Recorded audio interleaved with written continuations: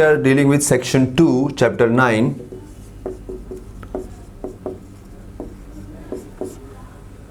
So all the Pandavas arrived, all the Rishis arrived, and now he has to properly interact in his situation in his last moments. So the first thing which is mentioned is Bhishma Dev's position. It is mentioned he is the best among the 8 Vasus. He was highly qualified. And then it is mentioned he knew perfectly, this is a very interesting point, he knew perfectly all religious principles. All religious principles according to time and place. Now, because he was in such a time period or at such a place where he could not offer proper welcome to the guest who came. So, how to apply the religious principles according to time and place? He properly welcomed by appropriate words to the sages. We see here in the purport,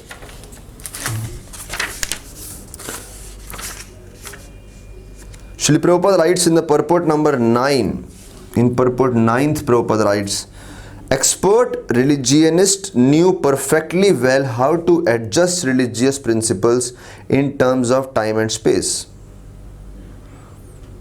Bhishma Deva, one of the 12 authorities in preaching this cult, and therefore he could receive and welcome all the powerful sages assembled at his deathbed from all parts of universe. He was unable at that time to welcome and receive them physically, but he was quite fit by the activities of his sound mind, and therefore he could utter sweet words. So here the welcome was done with sweet words. This is available in text 9th purport. And then it is said, he could utter sweet words with hearty expressions, and all of them were well received. One can perform one's duty by work, by mind, and by words. Thus, that is the position of Bhishma Dev. And not only he knew perfectly all the religious principles, but he also knew who Shri Krishna is. Now Shri Krishna, who is present right next to him as a descendant of Vrishni dynasty, but it is mentioned that the Lord Krishna, he already knew him to be the Lord of the universe. He knew him as Jagannath, Lord of the universe, and he is present in everyone's heart as Paramatma. Now we will see this knowledge has a great implication in the understanding of life by Bhishma Dev. Because he knew Shri Krishna is in everyone's heart, and then he also knew that the form which is present in front of Bhishma Dev is a transcendental form. This is not a material form but transcendental form manifested by internal potency. When one understands the Lord's form is transcendental, just like a deity form. If one has no faith in the deity form of Krishna, then although Krishna is right in front, but one can see only a marble statue. But when the same knowledge gets converted that here is Lord himself present, Sakshat Shri Krishna, then the understanding about life changes, or one's actions in life changes. Like Bhishma Dev's understanding of life was based on the understanding the Lord Shri Krishna, who is present in front of him, is the Lord of the universe. That is his transcendental form. And because that was his understanding, which is mentioned in text 9 and text 10. Therefore, after this, Bhishma Dev worshipped Shri Krishna properly. He offered great respects to Shri Krishna, understanding his position. And with that, So the sages were properly welcomed, Shri Krishna was properly acknowledged. Who other guests were present in front of Bhishma Dev?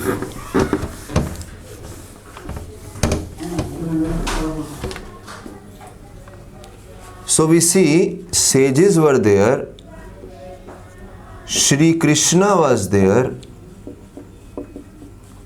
and now another guest which is most important in this case were Pandavas who had come to meet Bhishma Dev. Now how did Bhishma Dev acknowledge or reciprocated with the Pandavas who were present? First thing is, he was overwhelmed with great love and affection.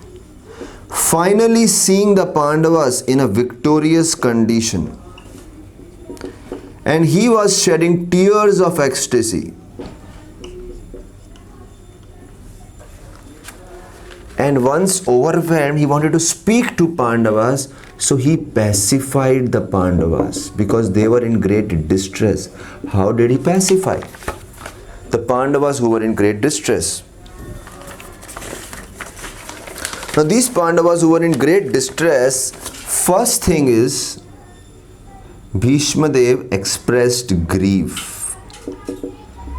Now this is in text number 12 and 13. He expressed deep grief. I will write it clearly here.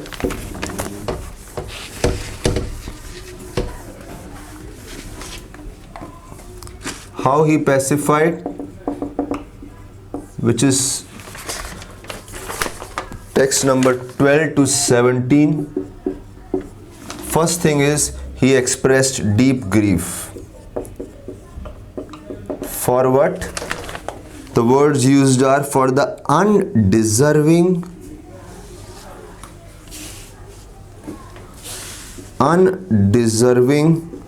and unlimited sufferings.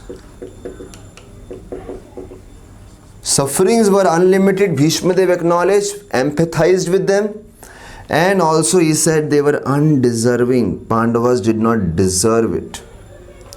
Why they did not deserve it? After expressing deep grief, Bhishma Dev said they did not deserve because of very pious and religious lifestyle. Very religious lifestyle. And because they had a very pious and religious lifestyle, and why they had a pious? Because Pandavas were always protected. They never acted whimsically. They were protected under the guidance of three factors: of Brahmanas, of Supreme Lord Himself, and of religious principles. So Brahmanas, Supreme Lord, and they also followed all the principles, all the righteousness. They always worshipped the Lord. They always followed the orders of Brahmanas. They did not deserve this suffering, but they got unlimited suffering. Why was it so? And then also one more thing, they were sons of religion personified. Pandu was a great king, and Dharma personified. His son was Maharaj Yudhishthir. So they were sons of religious personified. In spite of that situation, although they did not deserve suffering, but unlimited sufferings were imposed upon them. This is mentioned in text number 12 and 13, and this is mentioned in text number 12. He says why it happened although they did not deserve. He mentioned about the irreversible power of time. That how the power of time or Kala is irreversible, and this he mentioned in text number 14 to 16. Although they were perfectly protected, they followed the guidance, the birth was very high, sons of religion personified, but In spite of that, they had to suffer unlimited suffering. So if somebody is very righteous, he is always following the guidance, he is trying to please the Lord, his social status is very high, culture is very high, still he suffers. What is the cause? One has to look into the irreversible power of time. That is what Bhishma Dev in text 14 to 16th trying to explain Pandavas. Now let us see what does he say about the irreversible power of time.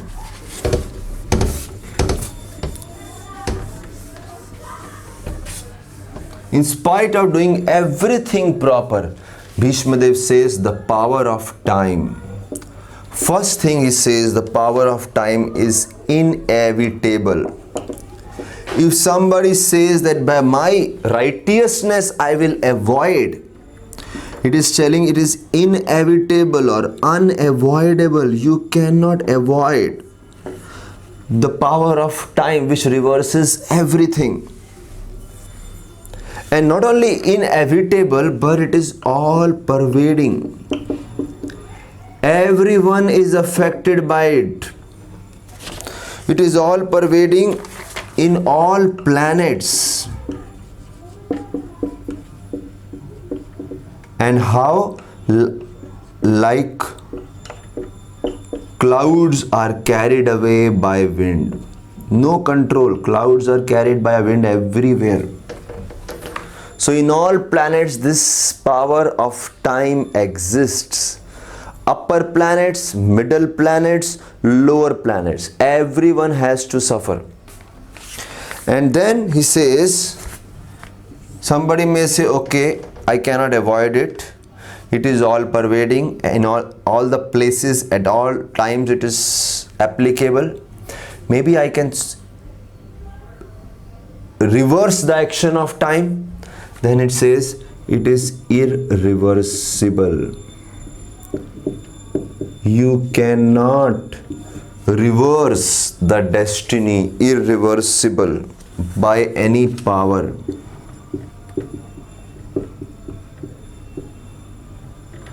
In some form or other, time will manifest the effects. And here we can see, although Maharaj Yudhishthir was there, who is the son of religion personified, although the great power was there in the form of Bhishma Dev, in the form of great fighter Bhima, great skill was there in the form of Arjuna, the great archer, bowman, and then his mighty weapon Gandiva was there, and Supreme Lord himself was there. So here son of religion personified, righteousness was there, power was there, skill was there, Lord himself was there, but in material world time played its role. Time takes away everything. And not only that, so after telling about time is irreversible, then he said, somebody may say, but why? In what form time manifests in our life? How do we know? So then it says, it is inconceivable. The fourth factor is inconceivable, because it is Lord's plan which is difficult to understand. Even great philosophers find it very, very difficult to understand the plan of the Lord. It's inconceivable. So not only inevitable or unavoidable, right again, inevitable, then all pervading, irreversible, and then somebody wants to understand why it happened in my life, then it is inconceivable. So after explaining the power of the time, the final point which Bhishma Dev tells to the Pandavas,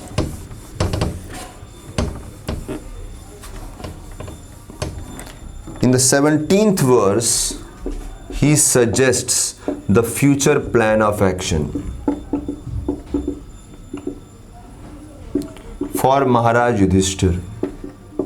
And in that he says, first of all, accept or know that whatever consequences have taken place in the battle, all consequences, whatever is manifested in the battle, are the plan of the Lord. And because they are Lord's plan, accept it, however unpalatable or difficult to understand it might be. Accept it, know it, accept it, and then follow it. How? By becoming the administrative head of the kingdom and take care of the helpless subjects. Care of helpless. So although Maharaj Yudhishthira is overcome by lamentation, but now is telling know it at the Lord's plan, accept it, which is very difficult for Maharaj Yudhishthira to accept. But because it is Lord's plan, he has to accept full-heartedly and then follow it and act accordingly. So know it, accept it, follow it. And thus Bhishma Dev pacifies all the Pandavas. Hare Krishna.